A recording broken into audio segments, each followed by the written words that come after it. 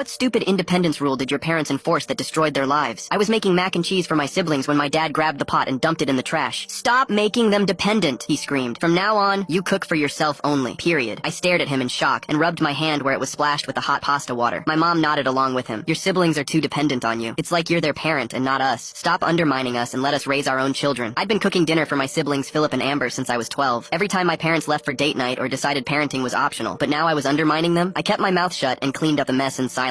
My parents were so confident that they'd finally taught me a lesson about boundaries, but I knew exactly what was about to happen. The next morning I was making breakfast when Amber and Philip came down. What's for breakfast? Philip asked, grabbing plates. I can't make you anything, I said. Mom and Dad forbid it. They say I'm undermining their parenting. Amber looked confused. What? But you always make us breakfast. Not anymore. Ask Mom. So they ran to find Mom. 20 minutes later, the smoke alarm was screaming. Turns out Mom had tried to make scrambled eggs without using any butter. The eggs had welded to the pan like black cement. Since that didn't work, she attempted to make chicken nuggets, but she didn't know how to operate the oven and ended up turning it to max. The nuggets burst into flames. Actual flames. The fire department had to put out the fire. Ma'am, what exactly were you doing? The firefighter asked, staring at the charcoal. Making chicken nuggets, she reluctantly admitted. The humiliation on her face was a sight to behold. Next, it was Dad's turn. He wanted to make spaghetti, but thought all you have to do is put pasta in water and wait. He didn't even know that the water needed to be boiling. The dry noodles fused to each other, forming a solid pasta brick. Dad actually got a hammer to break it apart while Mom tried helping with sauce, but she just squeezed an entire tube of tomato paste directly onto the brick like toothpaste. Philip took one bite and threw up on the table. Meanwhile, I was eating perfectly seared salmon with asparagus. My siblings would press their faces against the kitchen door watching me. Please, can we have some? Amber begged. Ask Mom and Dad, I said. They're the parents, not me. By this point, Mom was Googling, is it illegal to not feed your kids properly? While Dad was trying to figure out if cereal with orange juice was edible because they'd run out of milk and didn't know how to make a grocery list. 2 weeks later, Grandma showed up for her surprise 70th birthday dinner with 20 relatives. Apparently, my parents forgot they had promised to host. When they remembered that morning, they panicked and started cooking at 8 a.m. for a 6 p.m. dinner. Dad thought he could speed things up with heat. He shoved a frozen turkey in the oven at 500 degrees to cook faster. The thing exploded at noon. Turkey shrapnel embedded in the ceiling. Meanwhile, Mom was attempting mashed potatoes. She forgot measurements existed and just poured milk until it looked right. What she got was potato soup. When Grandma saw the mess, she asked them, where's Casey? Casey always helps with family dinners. Mom's face went red. Oh, Casey's upstairs. We have a new rule. Casey only cooks for Casey now. What do you mean? Grandma asked slowly. We're teaching independence. Dad jumped in. Kids today are too coddled. Casey was making the younger ones dependent. Dependent? By feeding them? Grandma's voice was getting dangerous. It's about boundaries, Mom said quickly. We're the parents, not Casey. Grandma turned to Philip and Amber. Is this true? How long has this been going on? That's when Amber exploded with anger. 3 weeks. They won't let Casey cook for us, and now we eat cereal 3 times a day, and Jake's tooth fell out and I haven't had a vegetable and the fire department knows our address by heart. Grandma couldn't even believe what was happening. You stopped letting the only person who can cook feed these kids. My parents sat there sweating, unable to answer. Nobody was eating anything. Grandma stood up slowly and called out, Casey, get down here! I walked down with my perfectly plated dinner, herb-crusted chicken with roasted vegetables. Everyone stared at it, then at the disaster on the table, then at my parents. You absolute idiots, Grandma said.